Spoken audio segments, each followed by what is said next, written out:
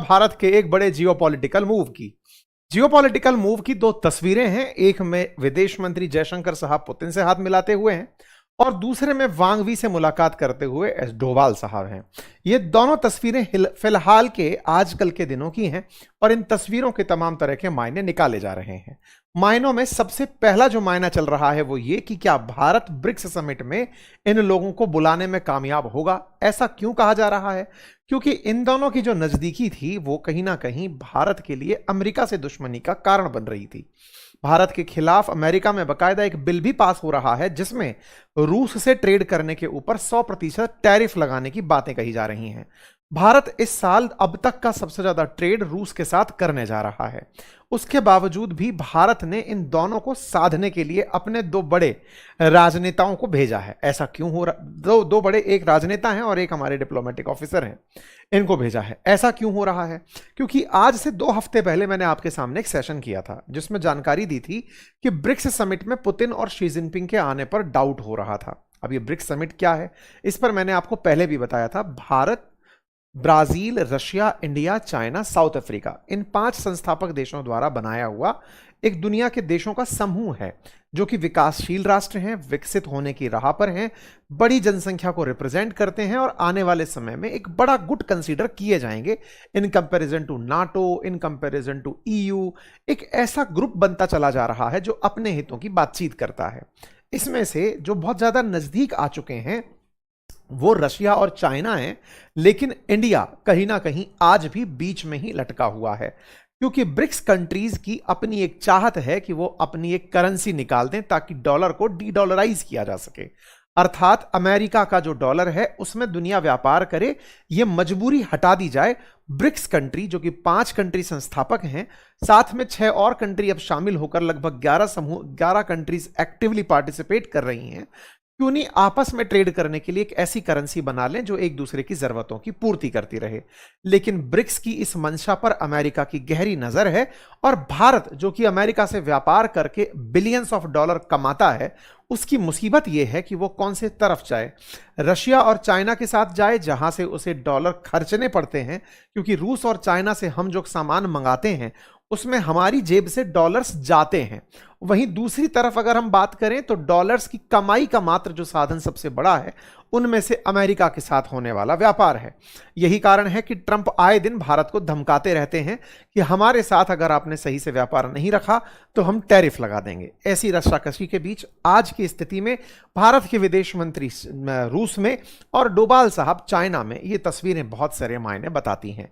क्या भारत जियोपॉलिटिकली अब इस तरफ मूव कर रहा है कि हम रूस और चाइना को साधते हुए अमेरिका से पंगा लेंगे, या फिर रूस के साथ आगे बढ़ेंगे और अमेरिका के टैरिफ भी झेल लेंगे? क्या हैं इन सब के मायने? क्या BRICS summit successful Bharat host करा पाएगा? ब्रिक्स समिट में भारत के अंदर पुतिन और जिनपिंग नहीं आएंगे। यह सवाल क्यों था? क्योंकि असल मायने में चाइना और भारत का इन दिनों व्यवहार कुछ ठीक चल नहीं रहा है। चल नहीं रहा है से क्या मतलब है? असल में इन दिनों चाइना अरुणाचल प्रदेश को लेकर काफी मुखर हो चुका है। हाल ही में भारत ने जैसे ही अरुणाचल प्रदेश के कुछ शहरों के नाम बदले, 27 जगहों के नाम भारत के द्वारा जब बदले, तो चाइना ने उसके ऊपर तीव्र प्रतिक्रिया दी। चाइना की मीडिया ने भारत के इस मूव को पूरी तरह से गलत करार दिया कि आप अरुणाचल प्रदेश में इतना ज्यादा हक क्यों जता रहे हैं। कहानी क्या है? अरुणाचल प्रदेश लगभग 3,500 किलोमीटर की सीमा भारत और चीन साझा करते हैं। उनमें से पूर्व की तरफ जो अरुणाचल प्रदेश है इसे चीन तिब्बत का हिस्सा मानता है और चूंकि चीन ने तिब्बत पर कब्जा किया हुआ है तो वो ये मानता है कि अरुणाचल प्रदेश भी उसी का होना चाहिए, जबकि भारत अरुणाचल प्रदेश को पूर्वोदय यानी कि सबसे पूर्व का सबसे पहला राज्य मानता है और उसी तरह से भारत का अभिन्न अंग अरुणाचल प्रदेश है। इसी के चलते चाइना भारत के साथ लगातार इन्हीं बातों को लेकर बातचीत में है। वर्ष 2003 में भारत और चीन ने डिसाइड किया कि जो भी हमारे बॉर्डर क्लैशेस हैं, फिर चाहे लाइन ऑफ कंट्रोल को लेकर के हो यानी कि एलएसी को लेकर के जो चाइना के साथ है, या फिर अरुणाचल प्रदेश के साथ मैकमोहन लाइन को लेकर के हो, बोले हम इन चीजों पर बैठ करके बातचीत करेंगे। 2003 में तय हुआ, विशेष प्रतिनिधि बनाए गए कि हर साल मिलेंगे, बॉर्डर इश्यूज रिजॉल्व करेंगे। ये लोग मिलते रहे, लेकिन 2020 में जब गलवान वैली इंसिडेंट हुआ तो उस समय यह मीटिंग स्थगित हो गई। गलवान वैली मीटिंग की भारत इस साल ब्रिक्स समिट को होस्ट कर रहा है, तो आप यहां पर पधारिए। भारत की तरफ से या दोनों देश जो हैं इसके लिए बाकायदा WMCC नाम से एक कमेटी बनाए हुए हैं जो इन दोनों विषयों के ऊपर लंबे समय से चर्चा करते आए हैं। और ये जो मुलाकात है ये 25वें दौरे की मुलाकात है। 2023 में इस मुलाकात की शुरुआत हुई थी और भारत ने बाकायदा डोभाल साहब को अपना विशेष प्रतिनिधि नियुक्त किया हुआ है ताकि वो चीन के साथ में इन विषयों के ऊपर प्रॉपर तरीके से बातचीत रख सकें। तो पहली बात तो ये कि डोभाल साहब चाइना गए क्यों?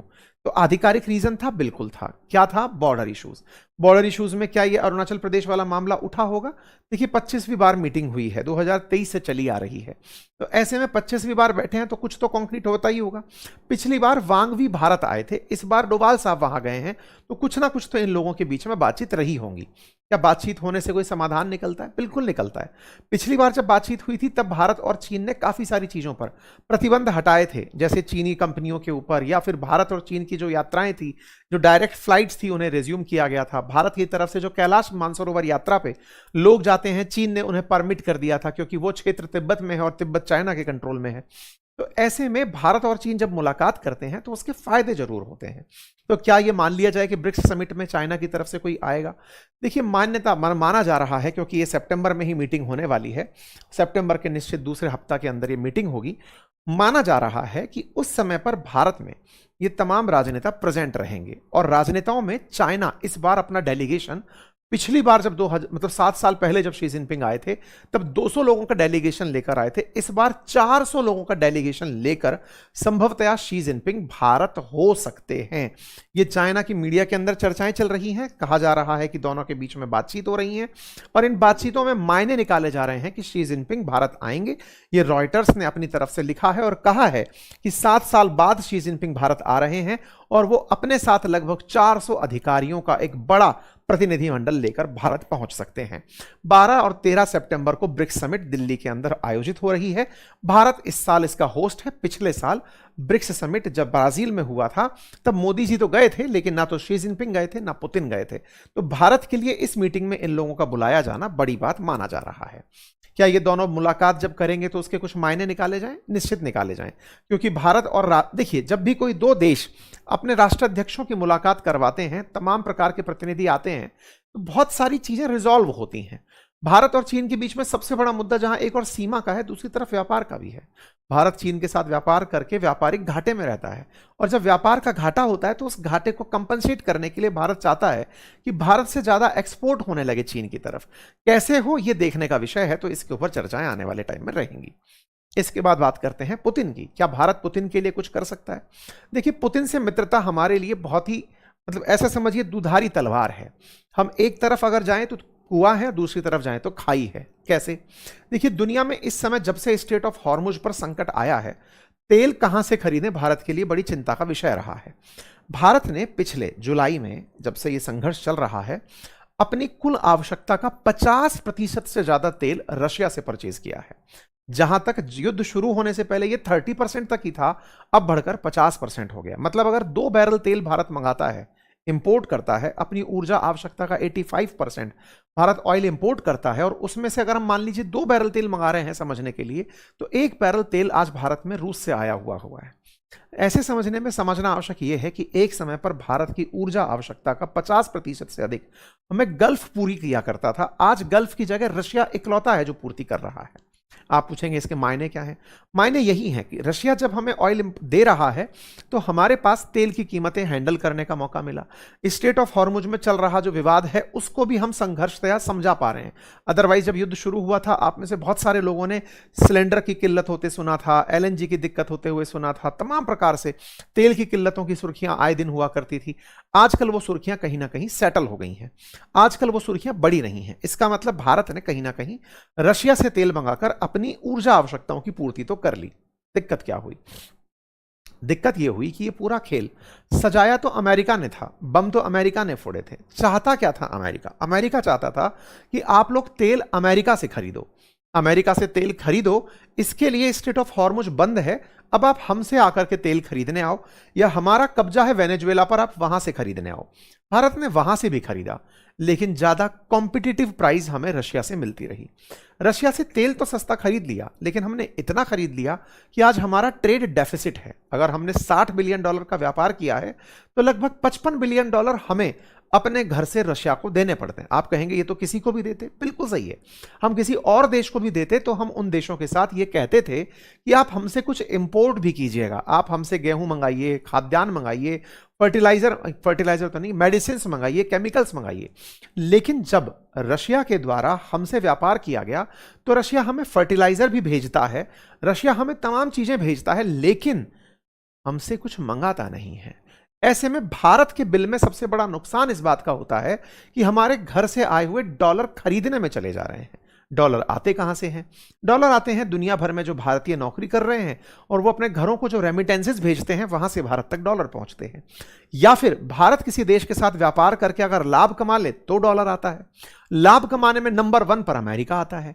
भारत अमेरिका से व्यापार करके $40 बिलियन के आसपास कमाता है। लगभग 80-90 बिलियन रेमिटेंस आता है। उसमें से हम दोनों ही जो दोनों तरफ से आया हुआ धन है, इसे उठाकर इन दोनों देशों को दे देते हैं। हमारे डॉलर्स के अंदर डेफिसिट हो जाता है। अब इसके साथ साथ चुनौती यही खत्म नहीं होती। अमेरिका हमारे लिए एक और बात बोलता है। वो कहता है कि देखो, जब डॉलर आप मुझसे कमाते हो, तेल आप किसी और से कमाते हो, जब मैं तेल देने की स्थिति में भी हूं तो आप मुझसे तेल क्यों नहीं ले लेते? अब आप कहेंगे ये तो सही भी है कि भारत तेल उन्हीं से क्यों नहीं ले लेता। भारत के लिए इसके अनेक मायने हैं। अनेक मायनों में सबसे बड़ी बात यह है कि जब गल्फ पर प्रतिबंध लगा था तो भारत ने लगभग 39 कंट्रीज के साथ ऑयल इंपोर्ट करने की योजना बनाई थी। हम कभी भी नहीं चाहते कि किसी एक देश पर हमारी निर्भरता हो।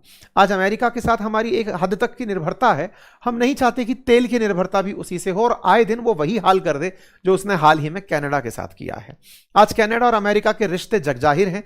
आप में से बहुत सारे लोगों ने यह चीज अच्छे से नोटिस की है कि कनाडा और अमेरिका फिर से ट्रेड वॉर में एंट्री कर गए हैं। एक दूसरे के ऊपर 50-50% टैरिफ लगा रहे हैं।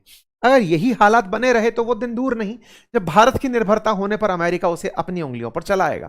इसलिए भारत हमेशा सप्लायर्स में भी डाइवर्सिटी रखता है। हम खरीदेंगे जरूर, लेकिन अलग अलग लोगों से कुछ कुछ खरीदते रहेंगे।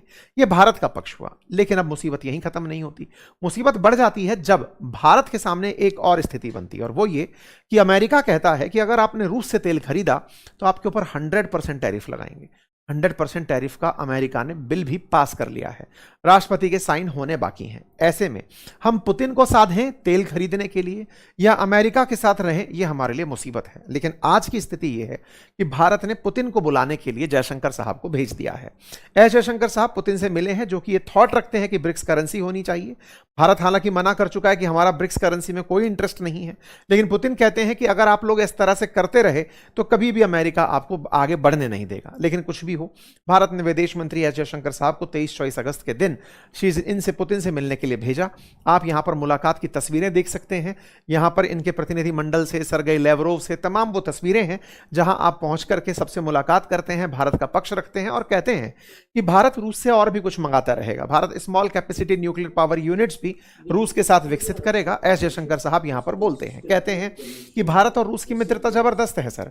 यह भी कहा जाता है कि साहब हम आने वाले समय में चाहते हैं कि पुतिन की और प्रधानमंत्री मोदी की जो आने वाले समय में 3 बड़ी मुलाकातें हैं। असल में क्या है कि अभी अगस्त के एंड में प्रधानमंत्री हो सकता है किर्गिस्तान जाएं, क्योंकि वहां पर एससीओ की समिट है। उस एससीओ की समिट में पीएम मोदी और पुतिन की मुलाकात होगी और शी जिनपिंग की भी मुलाकात होगी। नंबर दूसरा, सितंबर में पुतिन की भारत यात्रा होगी, तो भी प्रधानमंत्री मोदी के साथ मीटिंग होगी। तीसरा, साल के अंत में पुतिन और भारत के प्रधानमंत्री की मुलाकात एनुअल समिट में भी होगी। एनुअल समिट क्योंकि भारत और रूस जो है वो हर साल मीटिंग करते हैं। एक साल रूस में होती है और एक साल भारत में होती है। ऐसे में भारत की जो मीटिंग है वो बहुत मायने रखती हैं। ऐसे में जयशंकर साहब का व्यक्तिशः जाकर के इस तरह से इनवाइट करना और ये बोलना कि आपके साथ तो हमारी बातचीत जो है वो बहुत अच्छे स्तर की है, ये दर्शाता है कि भारत जो भी है आने वाले समय में रूस को तो छोड़ने वाला नहीं है। पुतिन ने भी इस बात को एडमिट किया और कहा कि हाँ, सही कह रहे हो, हमारा इन दिनों व्यापार बढ़ा है। पिछले साल थोड़ा सा घटा था, लेकिन इस साल फिर से व्यापार हमारा पेस पर है। तो रूस के लिए भारत एक बहुत अच्छा ग्राहक मिल गया है, जो रूस और यूक्रेन के युद्ध में आज भी रूस के साथ खड़ा होकर उसे डॉलर सप्लाई कर रहा है। हालांकि रूस की इकोनॉमी जरूर थोड़ी गिरी है, लेकिन चूंकि चाइना उससे भरपूर खरीदारी करके उसे ताकत दिए हुए है, तो भारत नहीं चाहता कि रूस और चाइना इतने नजदीक आ जाएं कि भारत के खिलाफ रूस खड़ा हो जाए। ये तमाम प्रकार के शह और मात के खेल हैं विदेश नीति के अंदर, और भारत उनको साधते हुए आगे बढ़ रहा है। मायना क्या निकाला जाए? क्या पुतिन आएंगे? देखिए, जिस तरह से भारत ने अपनी तरफ से जयशंकर साहब को भेज दिया है, मानकर चलिए कि पुतिन आएंगे। शी जिनपिंग आएंगे, मानकर चलिए कि शी जिनपिंग भी आएंगे। जब सब लोग यहां आएंगे तो हम इसके क्या फायदे निकालें? देखिए, फायदे यही हैं कि भारत इन सबको प्यार से ये जरूर कहेगा, जैसे जयशंकर साहब ने अभी जाकर रशिया में कह दिया है कि सर वो $50 बिलियन का ट्रेड डेफिसिट है, उसे एड्रेस करिए ना, मतलब उससे हमसे भी कुछ खरीद लीजिए, क्योंकि आपको भी जरूरत पड़ती है कुछ चीजें, वो आप खरीद लीजिए। तो हम आपके साथ व्यापार को या तो रूबल में करने लगे, या फिर आप हमसे कुछ मंगाइए। तो एक तरह से बातचीत से ही रास्ता खुलता है और भारत उसी तरफ आगे बढ़ रहा है। कैसा देखा जाएगा इस मीटिंग को? तो जवाब यह है कि एक बार के लिए जहां असंभव लग रहा था कि शी जिनपिंग और पुतिन भारत आएंगे, भारत ने आखिरी मोमेंट पर अपने 2 बड़े तुर्प के इक्के निकालकर दोनों दिशाओं में भेज दिए हैं, और भेज करके यह संभव कर दिया है कि ये आने वाले समय में आपको भारत में दिखाई दे जाएंगे। आप इसे कैसे देखते हैं जरूर बताएं, लेकिन अमेरिका इसे जरूर टेढ़ी नजर करके देखेगा, वो मैं पहले आपको बता दे रहा हूं। फिलहाल के लिए इतना ही। जानकारी पसंद आई हो साथियों से साझा करें, चैनल पर नए हैं सब्सक्राइब करें, और हमारी राम यात्रा जो चल रही है 30 दिन 30 सवाल, बहुत सारी जगह, नेपाल हम होके आ चुके हैं, श्रीलंका तक हमारी यात्रा चलेगी, तमाम जगहों पर आप सबसे मुलाकातें हो रही हैं। हमारे अनुभव कैसे हैं, हम क्या महसूस कर रहे हैं, आप हमारे चैनल व्लॉग्स पर जाकर के देख सकते हैं, उसका लिंक कमेंट बॉक्स में है। हमने एक बहुत अच्छा एक इंटरव्यू पॉडकास्ट किया हुआ है, अंकित इंस्पायर इंडिया पर है, अगर फुर्सत मिले तो जरूर देखिएगा, धर्म की समझ आपके दिमाग में विकसित होगी, ऐसा मुझे लगता है। फिलहाल के लिए इतना। जय श्री राम।